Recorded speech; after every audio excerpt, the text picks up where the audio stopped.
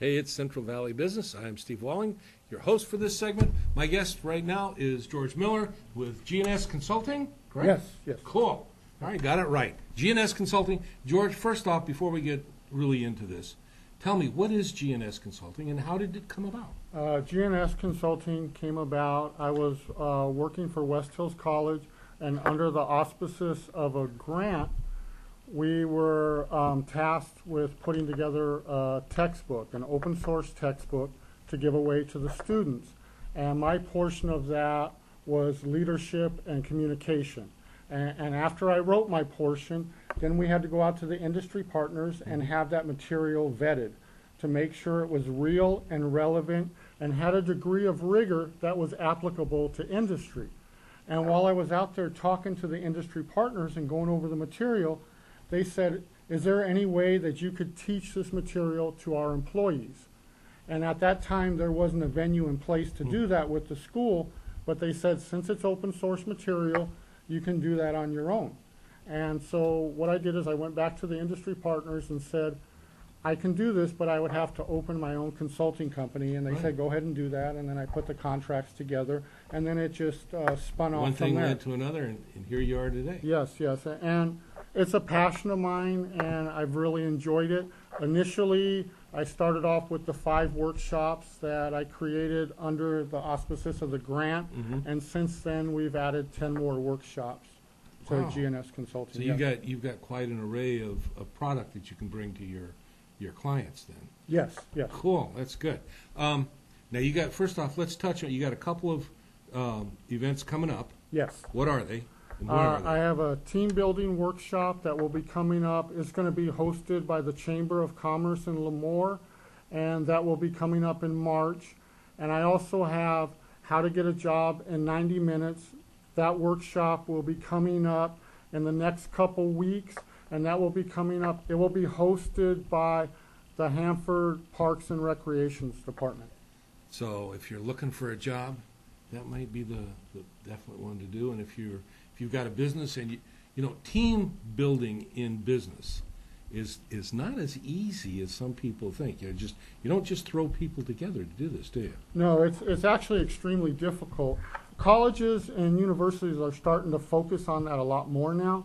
But what was happening is people were graduating MBA programs. Right. And then when they go into the corporations, they're put on a team and they're expected to function on a team. Right. Well, unless they played sports or they were prior service, they don't usually have that skill set. Right. And so the dynamics of working on a team are a lot different.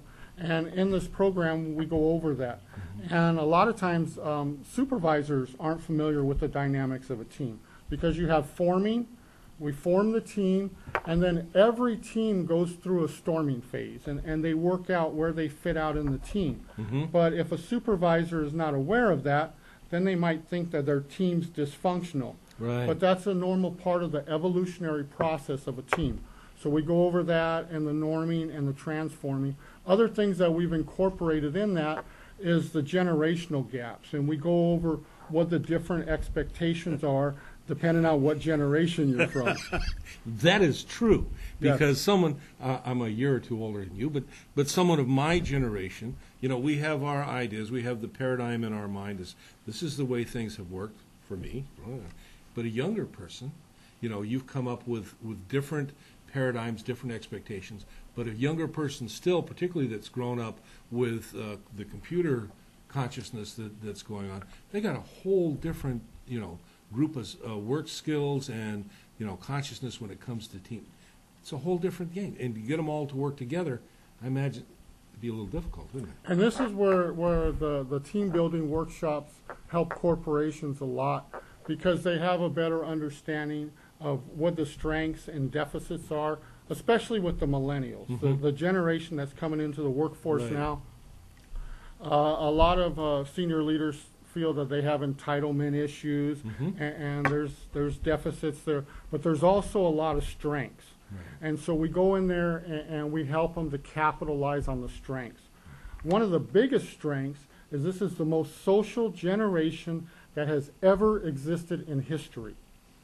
So if a supervisor understands that, and they're the quickest to collaborate as a team. Right. And what I mean by that is I have exercises that we do in the workshops, and it's usually the millennials that win most of those exercises. And the reason why is when you go to the other tables, people are talking about, I have a background in engineering, or I have a background on this, depending on whatever the exercise is. And you go to the table with the millennials, and they say, we. Right. How are we going to do this? And they collaborate a lot quicker. So if corporations understand this, and even small businesses, they can capitalize on that skill set. Another mistake that a lot of companies make is morale. They want morale to be high, and so what they'll do is they'll have a picnic, or they'll say, okay, we're going to take everybody out bowling next week, right. And they try to get everybody to work together. Sometimes they'll send them to a workshop where they have to close their eyes, and they fall, and yeah. they catch them, and somehow that's going to build morale. Yeah. Morale is based on faith. If employees have faith in their supervisors, morale is going to be high. If employees do not have faith in their supervisors, it doesn't matter how many times you take them bowling or how many picnics you have, morale is going to be low. No, you know, George, I've done a little study in this area, and there's a whole paradigm shift in how businesses are run today. It's like, you know, in science, they've got this whole quantum physics thing and stuff, and there's people that are approaching the business world today, particularly for the millennials that are coming up with this kind of a quantum consciousness within the organization, and that's where you see a lot of this stuff. The old stuff about building trust and, you know, let's go party and we'll have it doesn't float anymore. You know, my dad's generation is not my generation, and that's not yours and on. So you're working with this. All right, now then, I got a question. Now, you're younger than I am, yes, but you're working with a lot younger group of people. How do you stay current in what's going on with them? Well, what I read everything I can get my hands on, as well as I'm working with millennials on a regular basis. And the reason why I read as often as I can is because of you get to stand on the shoulders of giants. It's the same reason why we can create a surgeon in 12 years. Versus if they went out on their own and try to become a surgeon instead of going to one of our universities. Mm-hmm. When they go to a university, regardless of what discipline or skill set that they're trying to master, in that time frame, whether it's a 4-year degree, 8-year degree, or they're going on to their doctorate, they're getting 2,000 years of trial and error compressed into that 4, 6, or 8-year degree. And that's why it's critical to read and study as much as you can whenever you have the opportunity. So you work to stay on the cutting edge of your industry. Yes, yes. Okay. Now, you have these 2 workshops coming up, but you said you've got multiple others. Yes. What is the most desired, or what workshop is in the greatest demand, if I can put it that way, from lately, the leadership for a long time was in highest demand. Lately, how to get a job in 90 minutes and relationships matter, and the team building workshops are the ones that we're seeing the most participation in. And here in the Central Valley, what your customer base, who is it that you're looking to reach? I've talked to groups as small as 4, and I've talked to groups as large as 500. So if I've got if I'm a small business, I still may have a need for, you know, what you can bring to the table, basically. Yes. And I'll share something with you, and this is a common mistake that a lot of people make. I went out and I was talking to, there was 15 tribes up north that came together for a conference, and I was one of the speakers, and I had a small portion of that. And one of the things that I did is I went out into the crowd, and I said, how many people here have ever had to work with a difficult person? And there might have been 400 or 500 people in that crowd. Mm-hmm. Everybody raising their hand up. Some people had 2 hands up. Yeah. The next question I asked, how many people out here are difficult to work with? And then there might have been 8 or 10 hands peppered throughout the audience. and where the rub lies there is we tend to be more forgiving of our shortcomings than we are of somebody else's. Don't know what you're talking about. Yeah, I get that. That's true. I want to get a hold of you. How do I do that?